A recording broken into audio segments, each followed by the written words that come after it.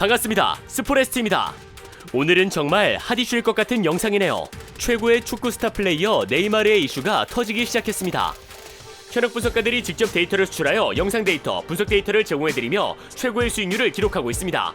오픈마켓은 영상 하단 고정 댓글을 확인해주세요. 네이마르는 13세 때부터 나이키로부터 계속해서 스폰을 받아왔었습니다. 하지만 파리 생제르맹으로 이적 후 계약 종료를 발표한 것은 나이키가 당시 네이마르가 성폭행 혐의에 대한 조사를 거부했기 때문이라고 폭로를 했습니다. 11년간 나이키로부터 무려 1억 500만 달러에 달하는 후원을 계속해서 받아왔으며 계약은 2022년까지 이어질 예정이었다고 합니다. 하지만 9월 나이키는 급작스럽게 네이마르와의 스폰 계약을 하지 않겠다고 선언하면서 네이마르는 나이키 대신 스포츠 브랜드 푸마와 함께 계약을 하게 됩니다. 당시 나이키는 결별 이유를 밝히지 않았지만 월스트리트 저널은 네이마르가 나이키 여성 직원에 대한 성폭행 혐의를 받았고 이에 대한 조사를 거부한 것이 스폰을 하지 않은 이유 중 하나라고 입장을 말했습니다. 나이키 여성 직원은 2013년 미국 뉴욕에서 열린 프로모션 이벤트에 참가한 네이마르가 그의 호텔방에서 그녀에게 유사 성행위를 강요했으며 이를 거부하자 그녀를 방에서 못 나가게 막았고 도망가는 그녀를 복도까지 쫓아나왔다고 주장했다고 합니다. 와, 이게 사실이라면 레알 네이마르 선 세게 넘었네. 사람이 아닌데?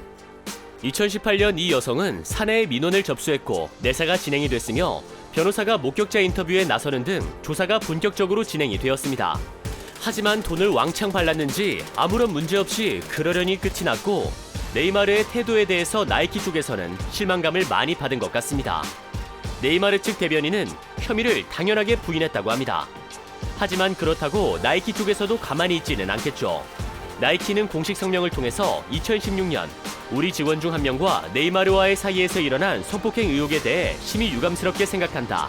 2019년 해당 여직원이 이 문제에 대한 수사를 원해 우리는 곧바로 움직였으나 네이마르 측의 비협조적 태도로 인해 사건은 종결되지 못했을 뿐더러 팩트를 입증할 확실한 증거가 없는 상태이기에 성명서를 내는 것이 부적절하다는 판단에 따라 네이마르와의 계약을 마무리하는 것으로 결론을 지었다고 나이키 측에서 밝힌 바 있습니다.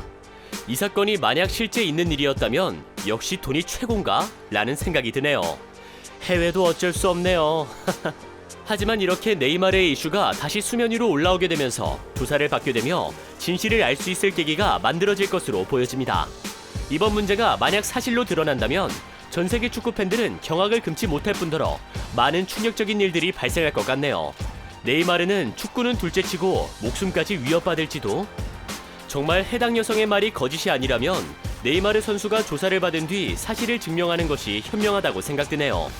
그냥 조사받아 네이마르 형 빠따 쳐불라. 끝! 구독과 좋아요, 알림 설정 부탁드립니다. 감사합니다.